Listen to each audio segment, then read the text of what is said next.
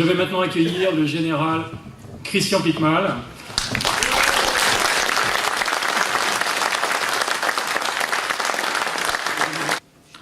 Vous savez donc qui je suis, Christian Piquemal, président du Cercle des Citoyens Patriotes, organisation qui est une association déclarée depuis octobre 2015 et qui réunit sur à peu près 60 à 70 départements un certain nombre donc de citoyens patriotes. Dans cette journée, vous l'avez vu, de nombreux thèmes ont été abordés. Et ils ont bien sûr contribué à éclairer un peu le défi des islamisés d'Europe. Dans mon intervention, je compte traiter un aspect particulier, non abordé jusque-là, qui est celui de la loyauté et du devoir d'engagement des instances dirigeantes essentiellement de notre pays dans le processus de désislamisation. Nous verrons que cette attitude d'aveuglement des élites conduit toujours à innocenter l'islam. Nous constaterons aussi que les élites courtisent l'islam et qu'entre ceux qui militent pour l'application de la charia et ceux qui prônent l'application stricte de la laïcité, l'égalité n'existe pas. Nous mettrons ensuite en relief le fait que les propagateurs de charia visent à la destruction du lien de loyauté qui unit les Français à leur pays et à leur nation. Et aussi à tenter de créer des félons uniquement loyaux à l'Oumma, vous le savez, qui est la nation islamique. Parler des musulmans en tant que groupe humain, c'est entrer dans la logique de la charia, qui, doctrinairement, définit chaque musulman comme membre de l'Oumma, nous venons de le voir. Cette dernière, l'Oumma, se trouve structurellement en guerre avec tout autre groupe humain tant qu'il ne se soumet pas à l'ordre islamique. Le devoir de s'engager contre ce processus mortifère en marche est donc un devoir patriotique majeur. Les tenants du pouvoir, quels qu'ils soient, doivent la vérité aux citoyens. Cette vérité doit être la clé de voûte et le meilleur rempart face aux dangers de diffusion et de pénétration de la charia. Émile Zola disait « Une société n'est forte que lorsqu'elle met la vérité sous la grande lumière du soleil. » Comme bien il avait raison. Comment y parvenir quand l'ancien Premier ministre de la France déclarait à l'occasion d'une réunion des instances de dialogue avec l'islam: c'est un grand défi des années qui viennent, démontrer que l'islam est totalement compatible avec la démocratie, la République, avec l'égalité des hommes et des femmes. Comment y parvenir encore quand Monseigneur Michel Dubost, évêque d'Évry, ancien évêque des armées, prononce ce propos? Sur le principe, je préfère que les églises deviennent des mosquées plutôt que des restaurants.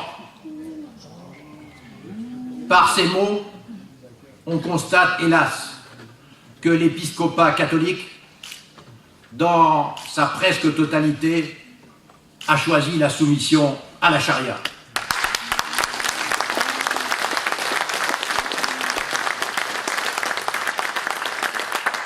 Le pape lui-même, en plusieurs occasions, a opté pour la dépendance et la sujétion à la charia.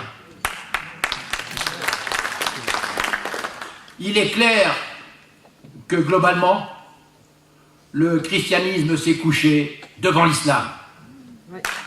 L'Église porte donc une responsabilité énorme. Elle a failli céder, reculer, courtiser l'islam et s'est soumise à la charia. S'agissant de l'armée, monde que je connais bien, le constat est semblable à celui de l'Église.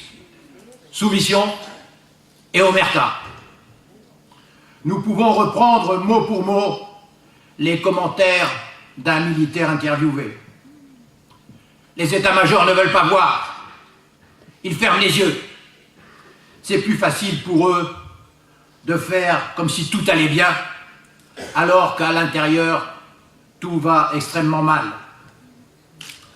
Les directives dues aux états-majors montrent que le traitement différent accordé aux militaires de confession musulmane. Les statistiques montrent en effet qu'il y a beaucoup plus de cas de rébellion, de désertion et d'insubordination constatés chez les militaires musulmans. Il en est, hélas, aussi dans le domaine des instances dirigeantes au niveau local et national. En effet, les concessions, nous allons le voir, à la charia sont nombreuses. Les concessions en France, au niveau local, au niveau régional, départemental et communal, montrent que partout, le recul des élites est patent. Ces concessions sont une forme de trahison et de partialité de leur part. En effet, elles sont très nombreuses. Je cite les principales. 1. Abolition progressive de facto de l'interdiction du voile féminin dans les espaces administratifs et de services publics, y compris l'école et les lieux de travail. 2. Généralisation du port de voile dans les zones à forte majorité musulmane, avec pression sur les non-musulmanes pour en faire autant. Abolition de la mixité dans les piscines et lieux sportifs, et peu à peu dans certaines écoles primaires. Repas sans porc dans les cantines scolaires. Interdiction de l'alcool dans les réceptions officielles avec musulmans présents. Disparition progressive des commerces vendant de la charcuterie, de l'alcool, des produits non halal. On en a longuement parlé tout à l'heure. Adoption subreptice des règles de la charia dans les municipalités à majorité musulmane. Subvention des lieux de culte et associations musulmanes. Non-entretien systématique des églises et des chapelles, démolies ou peu à peu, ce sera probable, converties en mosquées. Changement de nom de communes aux consonances trop chrétiennes. Ouverture d'écoles coraniques. Au niveau national, les concessions sont encore plus importantes. Qu'on en juge. Suppression de jours fériés de fêtes calendaires chrétiennes au profit de fêtes musulmanes. Salles de prière musulmanes obligatoires dans les grandes entreprises, les multinationales et aussi les PME. Abolition généralisée de l'interdiction du port de voile en tout lieu. Modification des programmes et manuels scolaires de manière à supprimer, en sciences et en histoire en particulier, tout ce qui est anti-charia.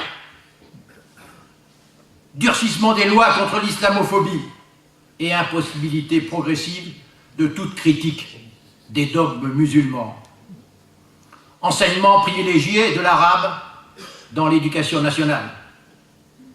Remise en cause aussi des mariages homo et de la parité sexuelle. Et pour couronner le tout, modification de la politique étrangère de la France islamisée, qui s'ouvrira en outre de plus en plus, vous le savez, à une immigration massive de provenance musulmane. On le voit, la société dans toutes ses composantes, politique, éducation, sécurité, armée, économie, religion, est atteinte de cécité. Tout le monde fait l'autruche. Et quand quelqu'un, par hasard, ose dire la vérité, il est méprisé, condamné cloués au pilori. Que peut-on dire à partir de ce constat et des considérations précédentes? Pour un État, nous le savons tous, seule importe la qualité de citoyen et en conséquence sa loyauté à la nation et son adhésion sincère au système sociétal, légal et culturel qu'il est normal d'exiger de chaque citoyen. Il est évident que dans cette perspective, il y a conflit de loyauté entre celle due à l'Oumma et celle due à la France ou à une autre nation européenne. Manifestement, les constats précédents témoignent de leur incompatibilité très forte. Or, dans un état de droit, laïque de surcroît, l'application des lois qui régissent l'État est impérative. La loi est souveraine et unique et doit s'appliquer à tous. Elle ne peut pas être en concurrence avec d'autres lois, notamment la charia.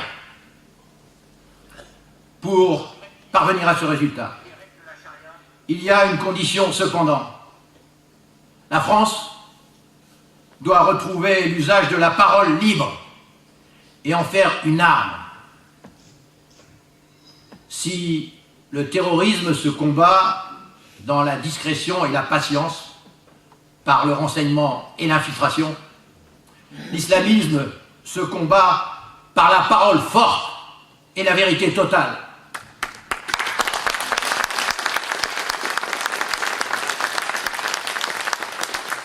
Mais on le constate, hélas, la France, depuis des décennies, a beaucoup reculé et est prête à tout céder. Aujourd'hui, et quel que soit le prochain président, la propagation de la charia constitue la menace qui pèse le plus tant sur notre pays que sur les pays européens. Ce que nous allons faire ou pas dans les quelques mois qui viennent sera déterminant pour la France et l'Europe. La vérité, on l'a vu, est le meilleur rempart face à l'islamisme. L'État ne peut en aucun cas être partial vis-à-vis de la propagation de la charia. Il ne peut trahir le peuple. N'oublions jamais les mots justes d'Émile Zola. Quand on enferme la vérité sous terre, elle s'y amasse. Elle y prend une force telle d'explosion que le jour où elle éclate, elle fait tout sauter avec elle.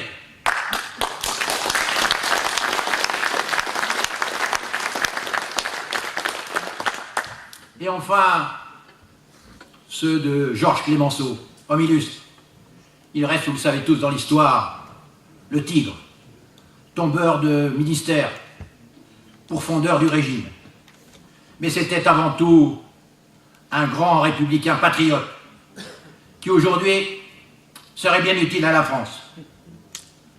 Gardons à l'esprit cette superbe citation à méditer plus que jamais. Gloire au pays où l'on parle, honte au pays où l'on se tait.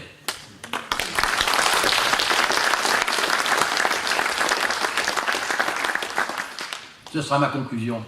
Vous le savez, la France vit une immense tragédie.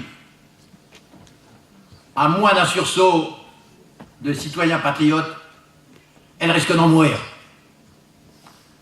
Alors partout, comme Zola et Clemenceau, clamons la vérité avec force afin de la sauver.